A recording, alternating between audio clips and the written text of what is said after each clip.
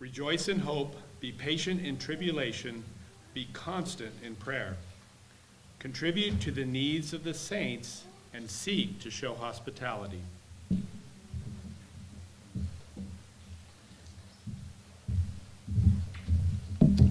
Realize I forgot the mic here, so I have to have this one.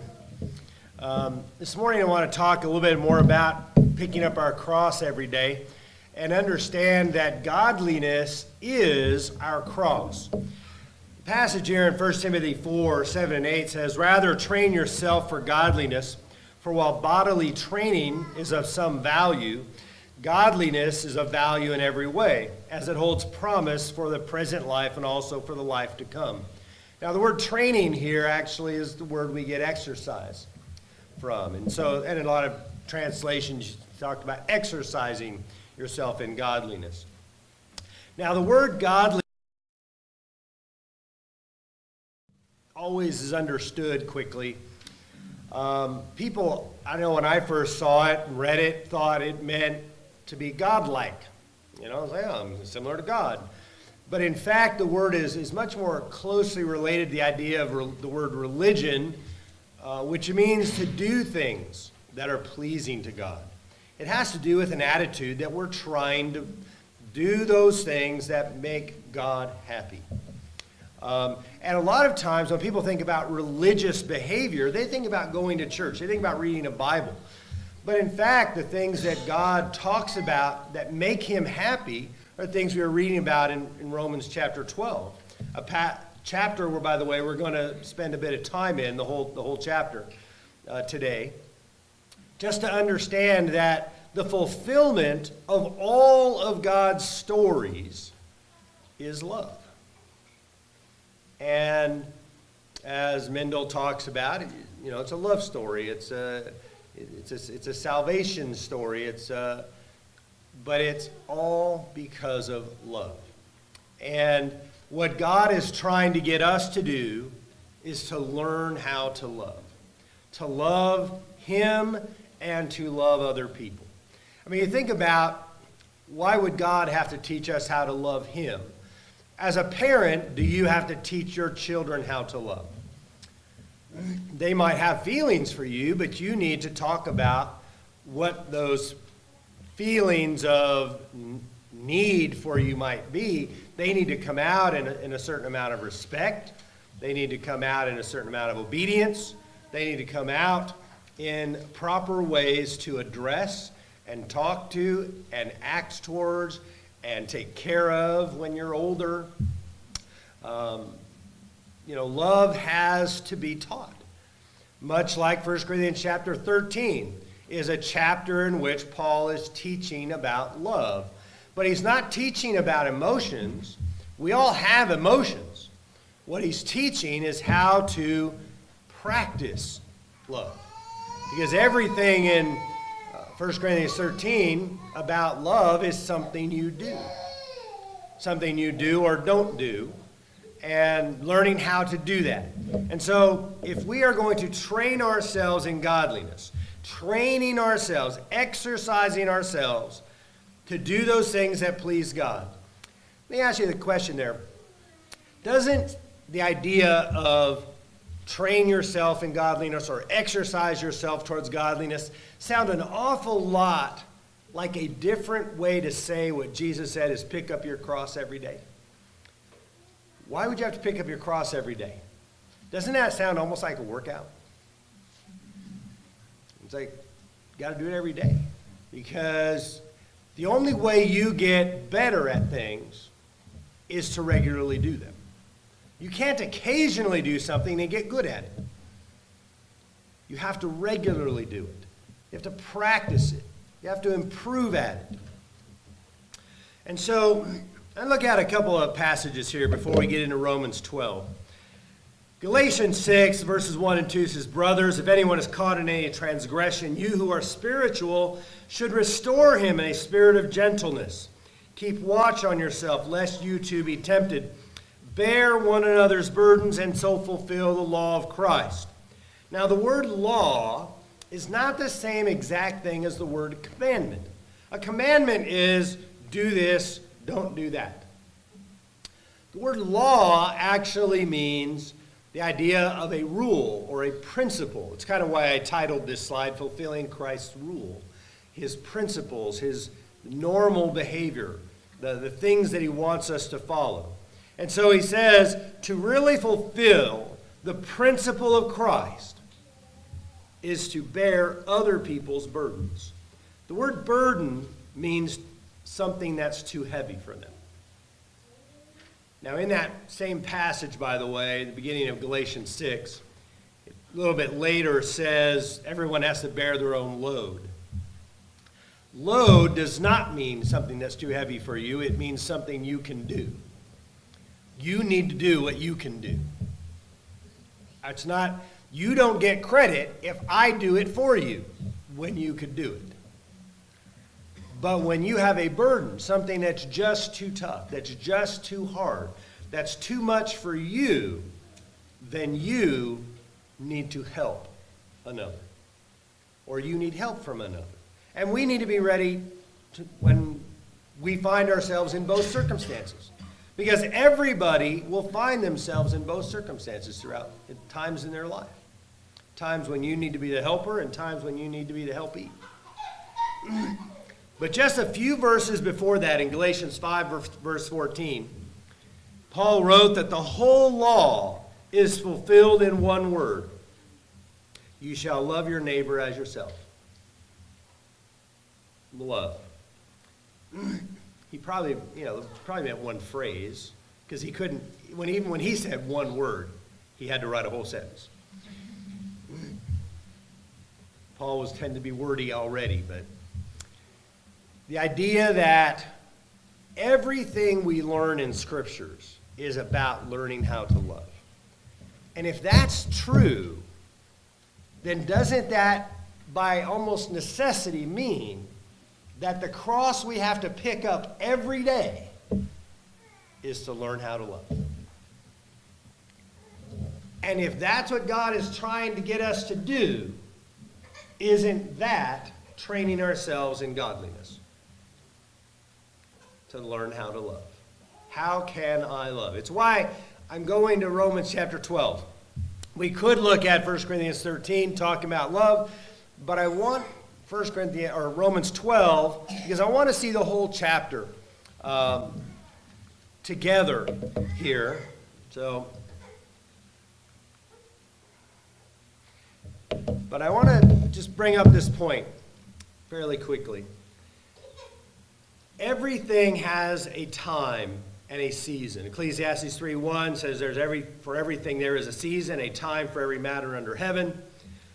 Don't you just hate a beautiful snowstorm in the middle of summer? Or everything has its season. Everything has its right time.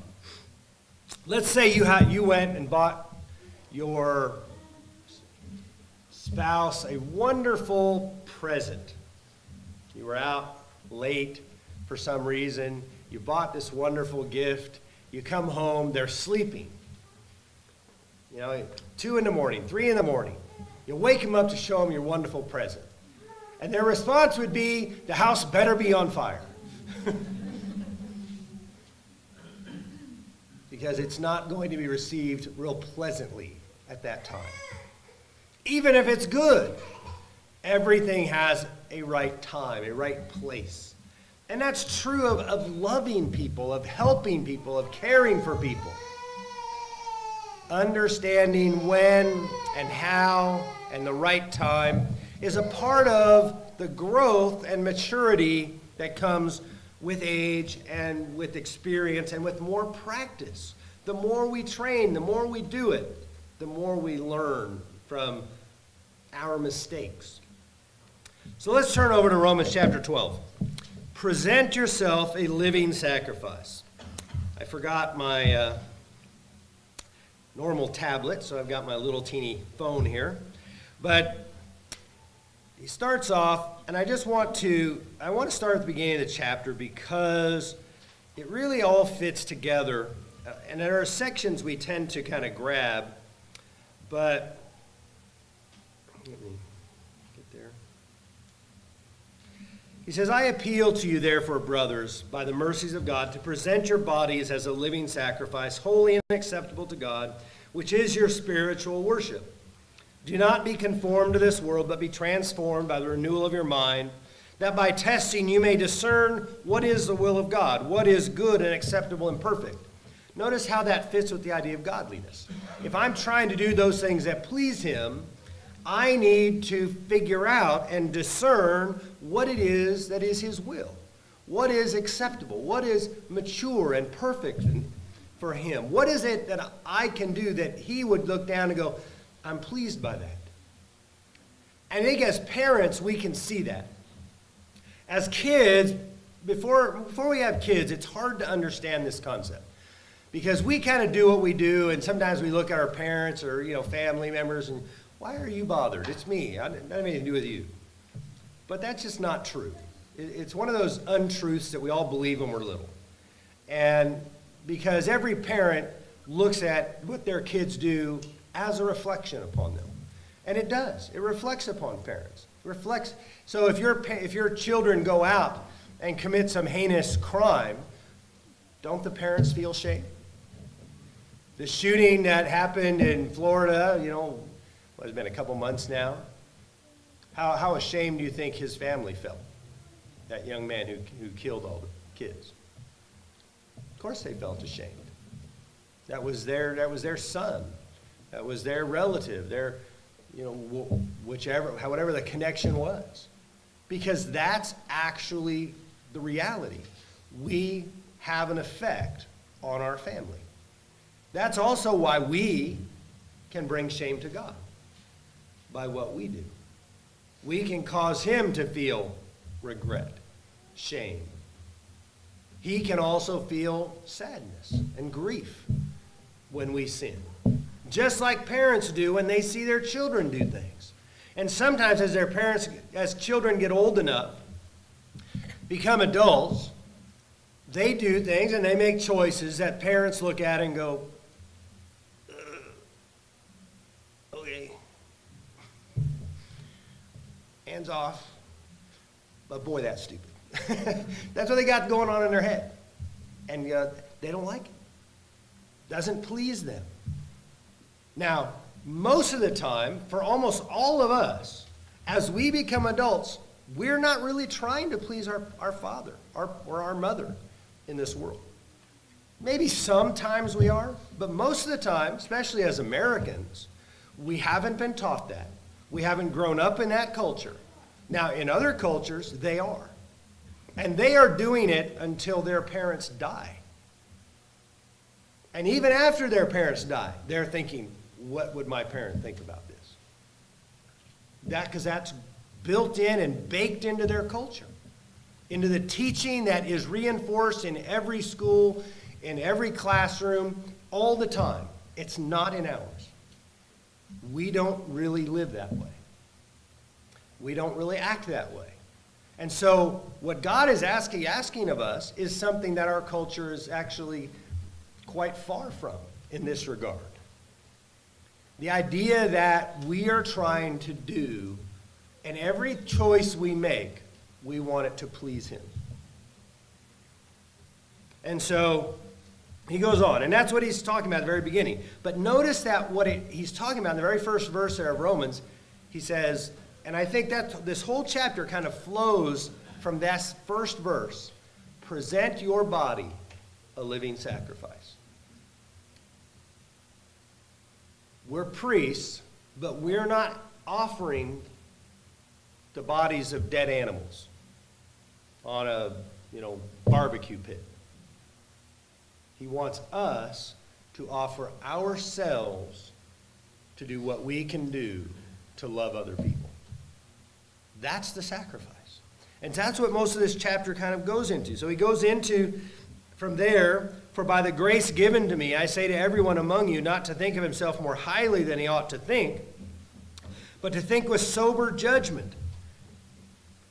That idea of sober means right-minded, a mind that thinks clearly, accurately, and sees things as they really are. He says, I want you to understand and I want you to use judgment so that you can see things as they really are. And he says, each according to the measure of faith that God has assigned, for as in one body we have many members, and the members do not all have the same function, so we, though many, are one body in Christ, individually members of one of another, having gifts that differ according to the grace given to us.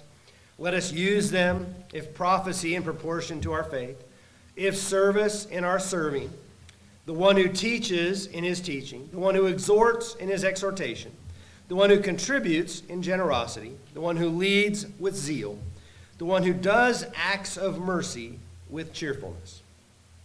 And right after that he says, let love be genuine. Why would he urge that? Is there fake love? False love? Things that pretend to be love but are not really love? Yeah, lots of it. You know, I had a connection, a business connection years ago. Well, this happened about a year or so ago. And I was at this business meeting, and this kind of a business coach had asked me what passage of Scripture kind of, because they knew I was a preacher as well as doing the business, and they asked me they were not a religious person, so they asked what passage of Scripture, you know, kind of really, you know, would you say you would try to live after? And I said, love your neighbor. And their response was, I thought the Scriptures forbid that. And it's like, well, that's how the world understands love. It confuses love and sex all the time. And in fact, that goes all the way back to the 60s when I was a little kid. You know, make love, not war did not mean love thy neighbor. Not in the way God is talking about. And so the idea that the world likes to turn romance concepts or attraction, desires into the idea of love isn't unusual. Happens all over the world. It's happening since the beginning of time. But God is trying to get us to understand that I want your love to be true. I want it to be real. And I want it to really come from within you. Because that's what makes it genuine, right? I could do something that is a loving thing to do, but if my heart doesn't love, what did Paul say in 1 Corinthians 13? Doesn't do me any good, does it? Now, I might help somebody else still out of bad intentions, but it actually does me no good because my motivation is wrong. I'm not really trying to love. I'm caught up in something else, trying to look good to others, maybe trying to, you know, impress somebody. There's a lot of different motivations that sometimes drive us. And so he says, I need you to truly want to love like I am loving you. That's what Jesus said. When he really, only one time did he say, I'm giving you a new commandment. You got to love other people like I've loved you. And that's something we have to want to do. Abhor what is evil. Now let me stop for a second. Why is that so hard sometimes? Is everybody easy to love? No. Is anybody always easy to love? No. Some people are easier to love than others. And some people are really difficult to love. And yet, what I'm trying to learn is that in spite, whether people deserve it or not, whether they've earned it or not, that I want to love them anyway. That's what I'm trying to learn. That's what God is trying to raise up in me. And that's the real challenge. That's the real growth that needs to happen. And so he says, abhor what is evil. Hold fast to what is good. I actually look at most of the rest of the statements of this after the first line of verse 9 as explaining really true love. That I don't like those things that are evil. That I want those things that are good, I want them to be around me, and I want to hold on to them. That I want to love one another with a brotherly affection. I don't want to just love. In fact, you've probably heard the statement, you can love somebody and hate them kind of at the same time, right? Or you don't have to like somebody to love them. And that generally a true statement. I could dislike somebody and I could still find within myself and force myself to try and do something that would be best for them and help them. But this verse here actually really fights that idea of loving somebody and yet still not liking them. Because he says, I want you not only to love people, I want you to be affectionate for people with a brotherly affection. That's actually a little bit, he's added something there, hasn't he? He's saying, yes, love does have an emotional side to it, and I want your love towards other people to have an affection attached to it. He says, I want you to outdo one another in showing honor. Every time I read that verse, I picture two people going, well, no, you're better. No, you're better. No, you're better. No, you're better. Because that's kind of what he's talking about. He says, no, he said, I want you to honor other people. And I want you to outdo others in showing other people honor, respect. I don't know why it makes me laugh. And why I've always had that little thing in my head of just that back and forth. No, you're better. No, you're better. No, you're better. Now, it doesn't happen all that often. Usually it's, no, I'm better. No, I'm better. But he's saying we need to outdo one another. We need to really strive to try and show other people a great deal of respect, honor. He says, don't be slothful in zeal. You know what zeal is? You actually have all felt zeal. You all feel zeal for a number of different things. A whole bunch of people felt zeal this last week, especially leading up to Thursday. I read about it all over the place. And a lot of you feel zeal. That was the Marvel Avengers movie, by the way, if you didn't get that reference. But a lot of zeal is that same feeling. In fact, it's the exact same word as jealousy.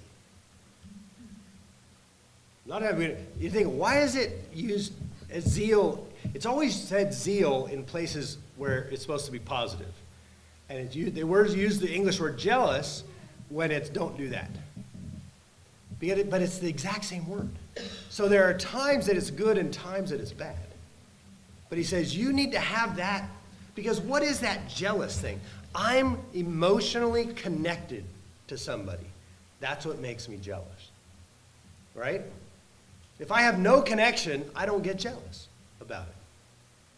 So yeah, whatever. But when it matters to me, then I have an emotional attachment to it. And I demonstrate that emotional attachment, as lots of people did this last week, in lots of different ways, in lots of different posts.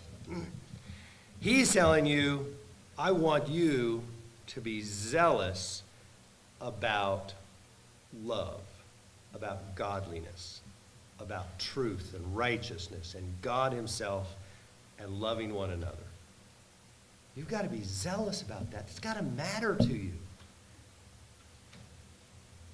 He goes on, he says, I want you to be fervent in spirit. Serve the Lord. Rejoice in hope. Looking forward to stuff, go, I am just so looking forward to this. Joy, brings me joy. And we always have something to look forward to, no matter what is happening. no matter what is taking place, we always have hope. And that's the thing that we never lose. That's why we can always be joyful at all times, because we always have things to look forward to. And he says, be patient in tribulation. So difficult times come, just ride with it. I'm saying, deal with it patiently. Say, I can endure this. I can overcome this. It's just temporary. It's not forever. He says, be constant in prayer. Talking to God all the time. That's what prayer means. Prayer simply means to talk to God. There's all kinds of specific types of prayers, but the general word prayer just means to talk. Do you talk with God all the time? You can set aside times of prayer, and we've seen all kinds of examples of that in Scripture. And there are good things to do, but there are also lots, you can talk to God all the time. Especially you need patience, because I need it a ton when I'm driving around on the streets. The more and more, and it's getting worse and worse in Boise, the more and more we grow, and the more and more road construction there is, the more and more patience I need while I'm driving. It's probably my most impatient time. My family would probably attest to that. And so we can talk to God all the time. He says, contribute to the needs of the saints. Seek to show hospitality.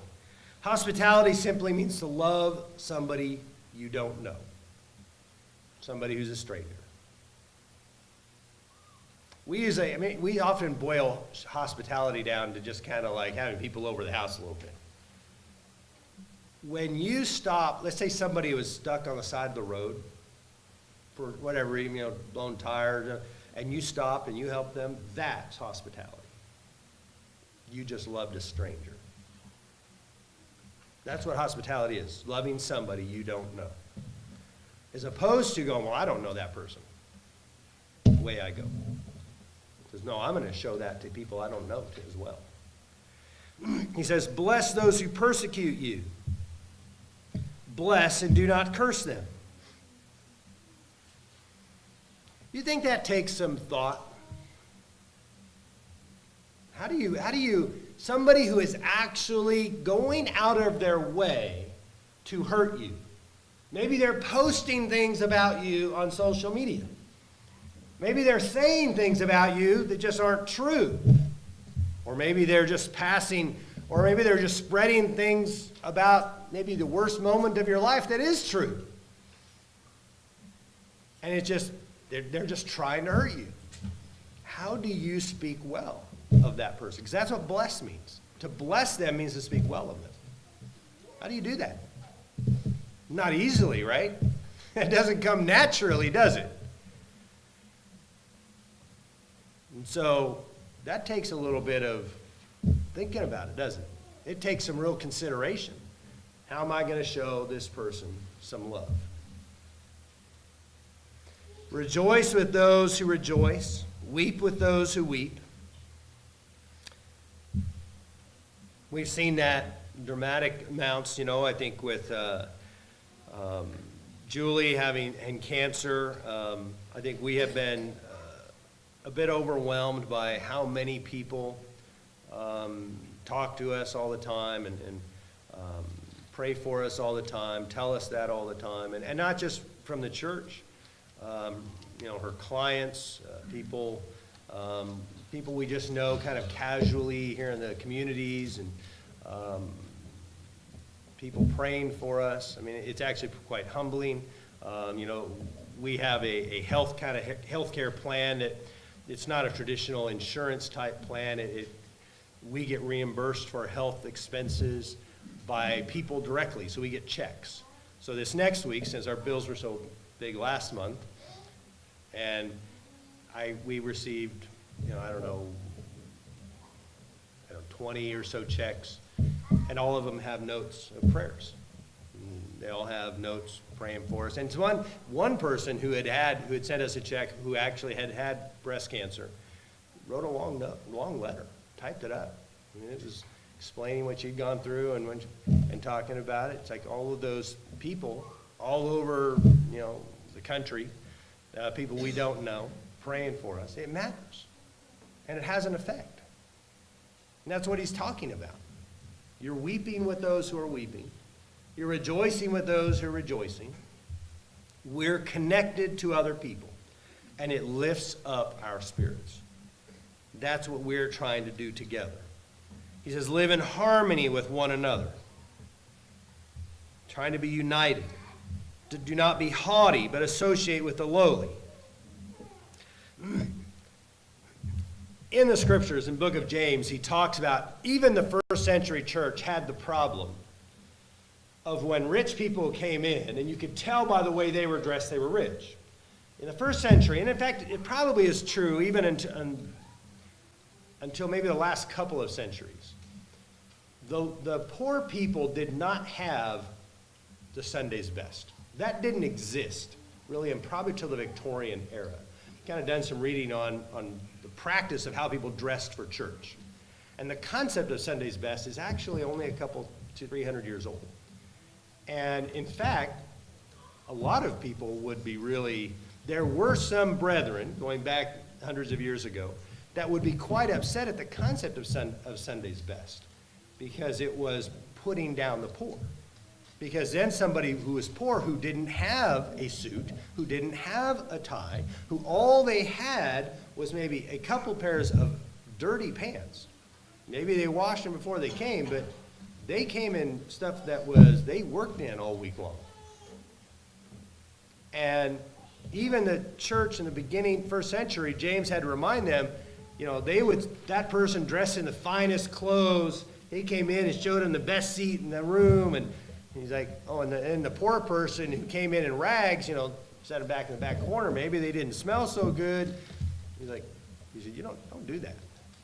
He says, don't you realize these rich people are often the ones persecuting you the most? And so this concept of wanting to be looked at as something special, something good, something wonderful, is something that we all have to understand is a danger to us. And it's a danger to the idea of godliness.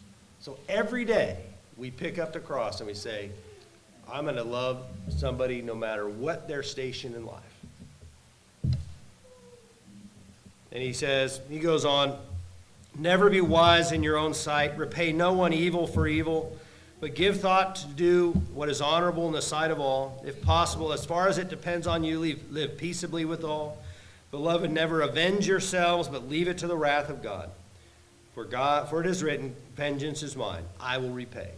Vengeance means actually the idea, we think of the word revenge as somebody just lashing out in anger, but the word revenge or vengeance actually means to level, to basically level the scales. It means the same idea as justice. The problem is when we're angry and we lash out, do we usually cause justice to happen? Typically not. God does, though. When he lashes out, when he brings vengeance, he causes it. It's just. It's righteous. It's the appropriate discipline or the appropriate punishment. Let God take care of that part. He says, to the contrary, if your enemy is hungry, feed him. If he's thirsty, give him something to drink. For by so doing, you'll heap burning coals on his head. Don't heap burning coals on his head. Just try to do them good. Do not be overcome by evil, but overcome evil with good. Isn't that what this whole thing is talking about? That's what love is. That's why he's urging us to love. Because the problem that got brought into the world from the very beginning in the story of Adam and Eve is evil. The lie. The deception. And he says, we need to overcome that. We don't overcome it by being the same way. We overcome it by loving. Love overcomes evil. Always. Even when it doesn't feel like it. Even when it doesn't seem like it. But that's what he's calling us to do. To fulfill Christ's rule. Present ourselves. And understand when we're doing that, we are offering up ourselves as his sacrifice. We are picking up our cross when we do that.